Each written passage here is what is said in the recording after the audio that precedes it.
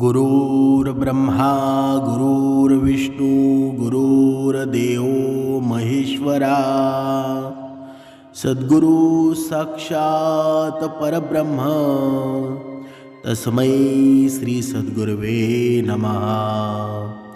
जय जय रघुवीर समर्थ श्रीराम समर्थ।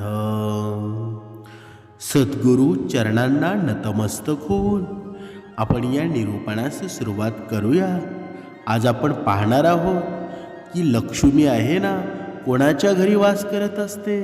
बघा, आजपर्यंत आपण भरपूर निरूपणामध्ये ऐकलं, भरपूर कीर्तनामध्ये ऐकलं, म्हणजे वेगवेगळ्या ठिकाणी ऐकलं की लक्ष्मी प्राप्तीसाठी काय करावं। पण आजपर्यंत आपल्या जीवनामध्ये नक्की लक्ष्मीने एंट्री घेतलेली आहे की नाही, आपलं जीवन व्यवस्थित सुरळीत चालू आहे की नाही, हे ज्याचं त्याला माहीत असतं। पण मनुष्याच्या जीवनामध्ये लक्ष्मी वास कधी करते, कधी काय केल्यानं मनुष्याच्या जीवनामध्ये लक्ष्मी येते, हे आज आपण या निरूपणामध्ये पाहणार आहोत। मनुष्याचं जीवन आहे ना, असं म्हणतात की मनुष्याचं जीवन दुःखमय आहे।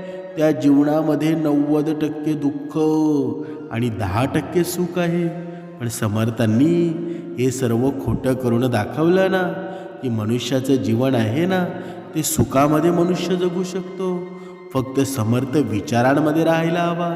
पण आज आपण या निरूपणामध्ये पाहणार आहोत की नक्की कोणाच्या घरी लक्ष्मी वास करत असते।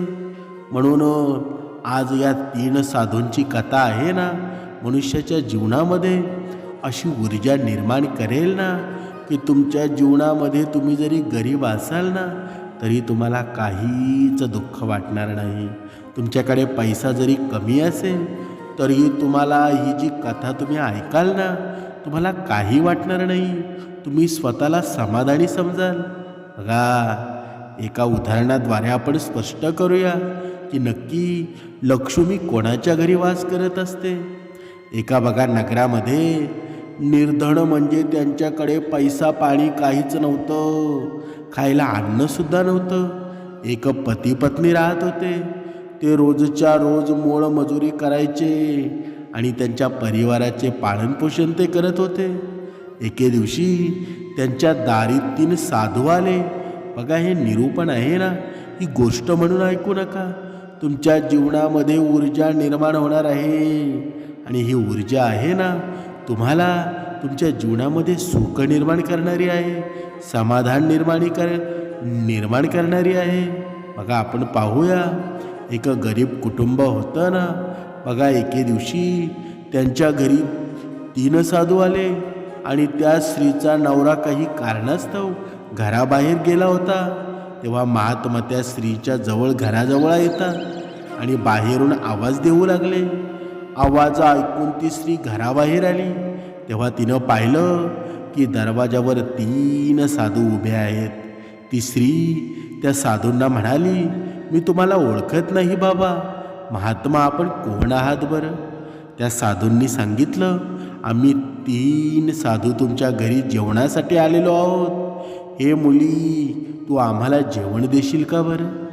ती गरीब स्त्री बघा त्यांना म्हणू लागली, नक्कीच महाराज, तुम्ही माझ्या घरी या, मी तुम्हाला नक्कीच जेवायला देईल। तेव्हा ते महात्मा म्हणाले, हे मुली, तुमचा नवरा यावेळी घरात आहे का? तेव्हा ती स्त्री म्हणाली, नाही बाबा, थोड्याच वेळापूर्वी काही कामास्तव ते बाहेर गेलेले आहेत। तेव्हा ते 3 महात्मा बघा म्हणू लागले, हे मुली, बघा आम्ही तुझ्या घरात प्रवेश करू शकत नाही, परंतु तू काळजी करू नकोस, तुझा नवरा घरी येईपर्यंत आम्ही तुझ्या घराच्या बाहेरच राहू। जेव्हा तुझा नवरा घरी येईल ना, तेव्हा आम्हाला बोलावून आतमध्ये घे। बघा, अशा प्रकारे ते 3 साधू त्या स्त्रीच्या घराच्या दरवाजाच्या बाहेर होते ना, ते तिथे बसून राहिल्याचा निर्णय घेतला। थोड्या वेळानं त्या स्त्रीचा नवरा घरी परतला आणि त्या स्त्रीनं तिच्या नवऱ्याला त्या 3 साधूंबद्दल सांगितलं। तिनं सांगितलं की खूप वेळ झाला आहे, हे 3 साधू आपल्या घरी बाहेर बसलेले आहेत, त्या 3घांनाही जेवण हवं आहे। परंतु तुम्ही घरात नव्हता ना, त्यामुळं ते साधू घरामध्ये आले नाहीत. जर तुमची अनुमती असेल तर मी या साधूंना आपल्या घरात बोलावून त्यांना मी जेवायला वाढते. नवरा बोलू लागला, यामध्ये विचारण्यासारखं असं काय आहे?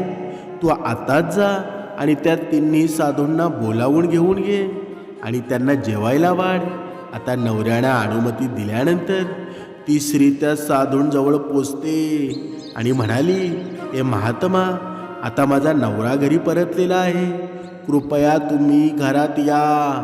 त्या स्त्रीचं म्हणणं ऐकून ते महात्मा म्हणू लागले, हे मुली, आम्ही तिन्ही साधू कोणाच्याही घरामध्ये एकत्र प्रवेश करत नाही, कारण आम्हा तिघांमध्ये एका साधूचं नाव धन आहे, दुसऱ्याचं नाव सिद्धी आहे आणि तिसऱ्याचं नाव प्रेम आहे.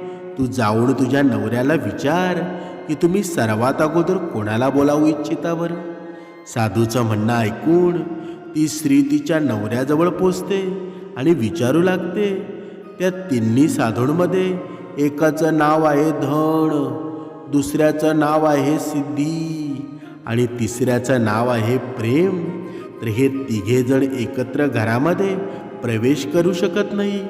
त्यांनी मला तुम्हाला हे विचारण्यासाठी सांगितलं आहे की सर्वात आधी तुम्ही कोणाला बोलावू इच्छिता बरं. बायकोचं बोलणं ऐकून नवरा खूपच खुश झाला. तो बोलू लागला, तू एक काम कर, आपण खूपच गरीब आहोत, आपल्याला धनाची खूप जास्त गरज आहे. तू बाहेर जा आणि धन नावाच्या साधूला आपल्या घरात बोलावून घे. आपल्या घरामध्ये धन आल्यामुळं आपल्या घरातून गरिबी नाहीशी होईल आणि आपण धनवान श्रीमंत बनू. आजच्या या जमान्यामध्ये आहे ना, कुठला असा व्यक्ती आहे ज्याला धन नको आहे बरं? तुमच्या नजरेतसुद्धा तो सापडणार नाही. असं म्हणतात ना की दात वेगळे केल्यामुळं सापाचं काहीच महत्त्व राहत नाही. म्हणजेच ताकदीशिवाय हत्ती काहीच कामाचा नाही. त्याचप्रमाणे या संसारामध्ये धनाशिवाय पुरुष फक्त नावाचा पुरुष म्हणून शिल्लक राहतो ना. म्हणजे सर्वजण धनाचेच बलवान बनतात. जे धनवान असतात ना, ते श्रेष्ठ समजले जातात. धनामुळं मनुष्यामध्ये उत्साह निर्माण होतो. लोकांना हरवणं, आयटीत बोलणं, सर्व धनाचीच तर कमाल आहे ना. ज्याप्रमाणे अति गरमीमुळं छोटे छोटे नदी तलाव सुकून जातात ना, त्याप्रमाणे धनाशिवाय मनुष्याच्या सर्व क्रिया नष्ट होतात.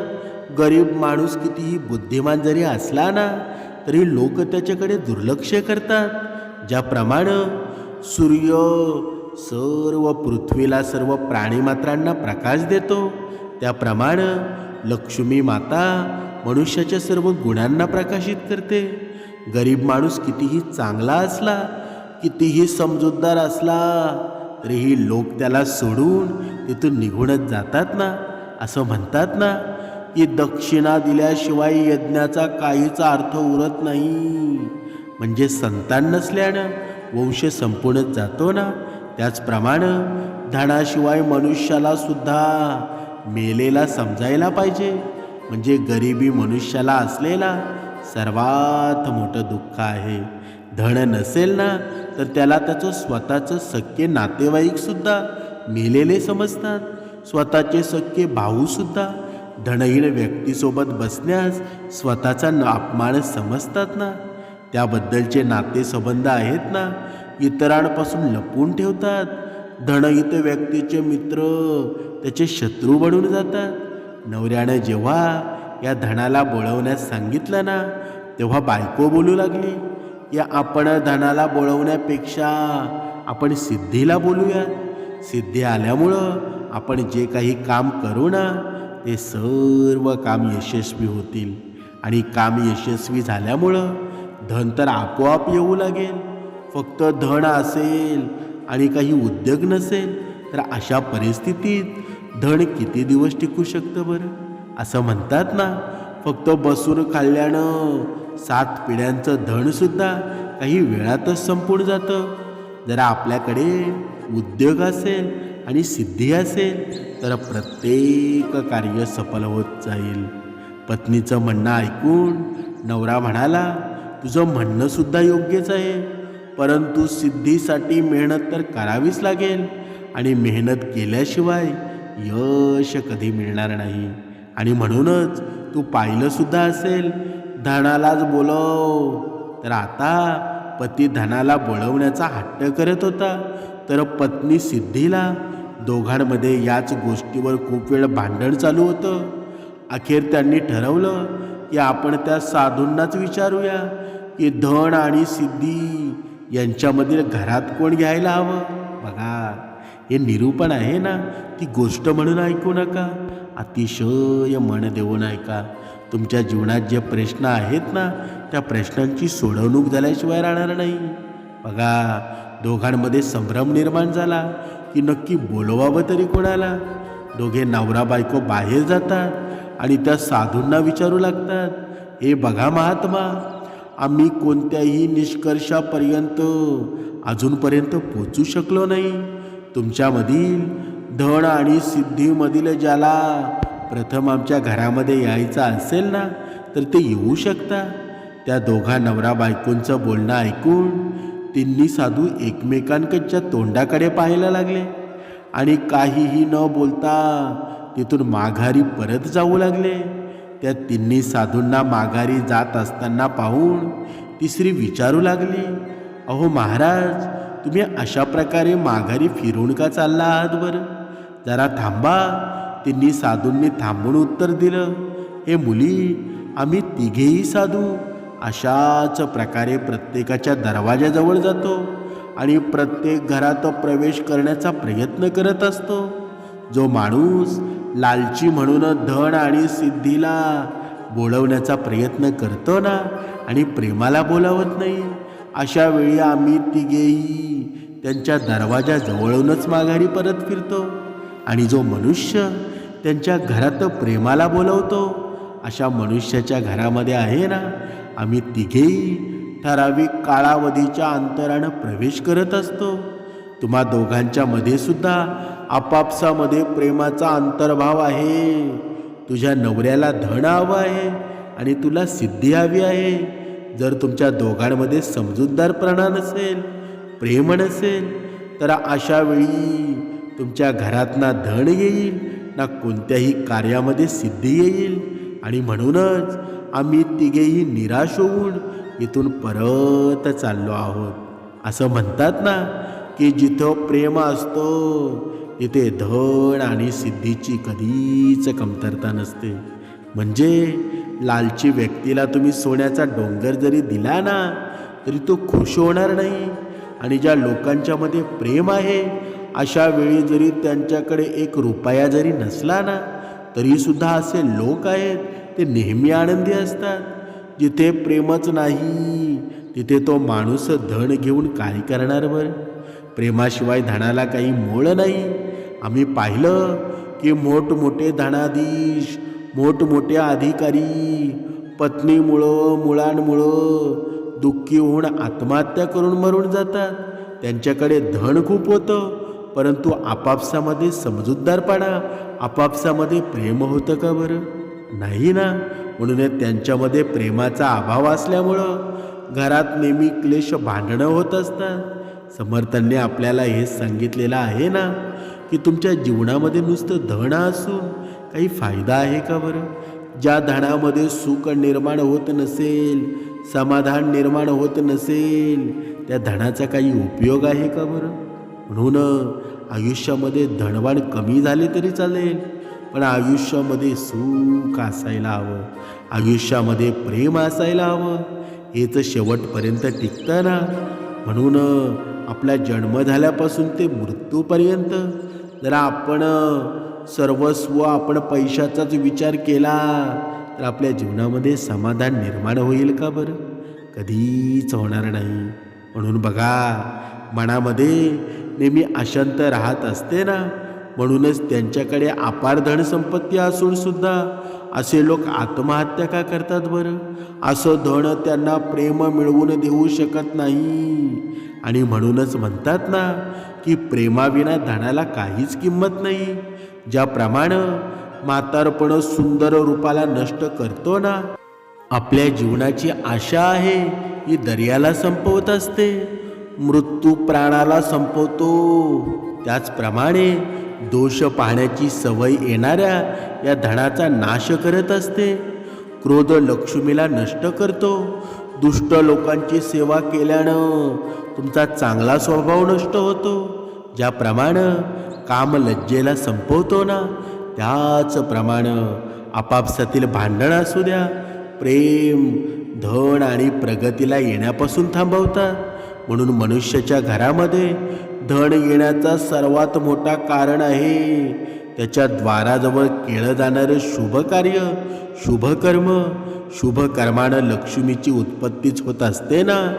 म्हणून प्रतिभेनं लक्ष्मीची वृद्धी होते आणि हुशारीनं लक्ष्मीची सदैव वृद्धी होत असते. म्हणून जीवनामध्ये, या आयुष्यामध्ये या 8 गोष्टी लक्षात ठेवा. या 8 गोष्टी जीवनापासून हद्दपार करा. पहिली गोष्ट म्हणजे व्यसन कोणतंही करू नका. दारू, सिगारेट, गुटखा या सर्व गोष्टी टाळाव्यात. दुसरी गोष्ट, कोणाशी भांडण करू नका. तिसरी गोष्ट, समाजासोबत वैर करू नका. चौथी गोष्ट, पती पत्नीमध्ये कधीही मतभेद नसावे. जरा आपल्यामध्ये आपणच आपले शत्रू असू, मग आपल्या जीवनामध्ये कधी लक्ष्मी येईल का बरं? कधीच नाही. अगोदर आपल्यापासून सुरुवात करा. जोपर्यंत तुम्ही आपल्यापासून सुरुवात करत नाहीत ना, तोपर्यंत तुम्ही दुसऱ्यांचं भलं करणार आहात का? अगोदर तुम्ही सुखी व्हा, नंतर दुसऱ्याला सुखी बनवा.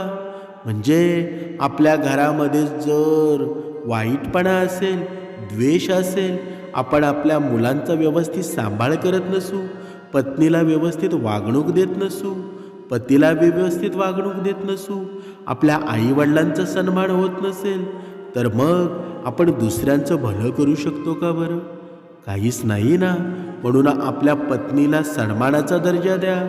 5वी गोष्ट, कुटुंबामध्ये कधीही मतभेद करू नका. 6वी गोष्ट, वाईट मार्ग जे आदरमाने भरलेले असतात ना, अशा मार्गाचा वेळीच त्याग करावा. जर आपण जीवनामध्ये या अशा गोष्टींचा त्याग केला ना, तर सत्याचा विजय नक्कीच होत असतो. आता शेवटची गोष्ट म्हणजे आपल्या जीवनामध्ये आपण सत्य वागावं. जो सत्याने वर येतो ना, त्याची संपत्ती कधीच लयात जात नाही. जो अधर्माचा वापर करून उंची गाठत असतो, त्याची संपत्ती जरी भरपूर असेल ना, त्याच्या घरामध्ये किती लक्ष्मी जरी असेल, तरी ती लक्ष्मी सुख निर्माण करू शकत नाही. ती लयास जाणारी असते. म्हणून आपल्या जीवनामध्ये जे काही आपण कमावतो ना, ते असं कमवा की दुसऱ्याच्या जीवनामध्ये आनंद होऊन ते आपल्यापर्यंत आलं पाहिजे. नाहीतर काही माणसं बघतो ना, एवढे क्रूरतेनं वागतात, एवढ्या वाईट मार्गाचा विचार करतात, एवढ्या वाईट मार्गाने धन कमवतात ना, की त्यांचा परिणाम थेट दुसऱ्यांच्या दुःखामध्ये होत असतो. त्यांनी कमवलेलं धन दुसऱ्यांच्या जीवनामध्ये दुःख निर्माण करतं. तर असं आपल्यामुळे दुसऱ्यांच्या जीवनात दुःख निर्माण होत असेल, तर त्या धनाचा, त्या लक्ष्मीचा काही फायदा आहे का बरं? काहीच नाही. म्हणून हे जग आहे ना, हा काळ आहे, तो कधीच कोणाला चुकला नाही. ही वेळ प्रत्येकाला उत्तर देते. म्हणूनच दुसऱ्याच्या आयुष्यामध्ये दुःख निर्माण केलेलं धन मनुष्याच्या आयुष्यामध्ये आहे ना, कधीच विजय निश्चित होत नाही. म्हणून आयुष्यामध्ये जे काही कमवायचं आहे ते मेहनतीनं कमवा. तुमच्या जीवनामध्ये एक ना एक दिवस समाधान येईल, सुख निर्माण होईल. ही पूर्ण आपण जी माहिती पाहिली, या माहितीद्वारे आपण काय शिकलो बरं? या पूर्ण कथेचं तात्पर्य काय आहे बरं? समर्थांनी सांगितलेलं आहे ना, जो नेहमी तू उपासना करतो, जो नियमितपणे श्रवण करतो, कर्मामध्ये राहतो, नियमांमध्ये 100% राहतो, त्याच्या जीवनामध्ये आहे ना, हे 3 साधू रोज येत असतात. पण मनुष्य काय करतो बरं? जेव्हा या उपासनेला बसतो, श्रवणाला बसतो, भगवंतापाशी त्याचे नुसते प्रश्न असतात की हे भगवंता, माझ्या जीवनामध्ये धन येऊ दे, माझ्या जीवनामध्ये भरपूर पैसा येऊ दे, पण तो प्रेमाला कधी बोलवत नाही. म्हणून आपल्या जीवनामध्ये आहे ना, कधी कधी धनसुद्धा येतं, पण ते टिकतं का बरं? बघा, तुम्ही स्वतः विचार करा की आपल्या जीवनामध्ये धन येतच नाही असा मनुष्य नसेल. पैसा येतो, पण तो टिकत का नाही? त्याला कारण हे आहे, भगवंतापुढं आपण प्रेम मागत नाही, समाधान मागत नाही. म्हणूनच समर्थांनी सांगितलेलं आहे ना, तू एकदा प्रेम माग. जर हा प्रेमाचा साधू जर आपल्या जीवनामध्ये आला ना, तर ते दोन्ही साधू येऊन जातील. म्हणून आयुष्यामध्ये भगवंतापुढे नुसते प्रश्न मांडत राहत नको जाऊ. कारण आयुष्यामध्ये तू प्रश्नच विचारत राहिलास ना, मग तू भक्तिमार्ग कधी करणार? तुझ्या जीवनामध्ये तुला प्रचिती हवी आहे, तू भक्तिमार्गाकडे लक्ष दे, कर्माकडे लक्ष दे. तुझ्या जीवनामध्ये आहे ना, सर्व काही मिळून जाईल. पण आपलं मागणं चांगलं असायला हवं. आपलं मागणंच वेगळं असेल तर मग आपल्याला त्या गोष्टीचा लाभ होईल का बरं? म्हणून भगवंताशी नातं आहे ना, एवढं लढीवालपणाचं असावं की भगवंत आपण न मागता भगवंताने द्यावं. आणि भगवंत देतोसुद्धा, पण हा मनुष्य मात्र या वैखरीनं सर्व काही घालवून टाकतो. म्हणून या वैखरीचा कमीत कमी वापर करा. शुद्ध मनानं, शुद्ध पवित्र मनानं भगवंताची सेवा करा. तुमच्या जीवनामध्ये धन नक्कीच निर्माण होणार. तुमच्या जीवनाचं कल्याणच होऊन जाईल. जय जय रघुवीर समर्थ.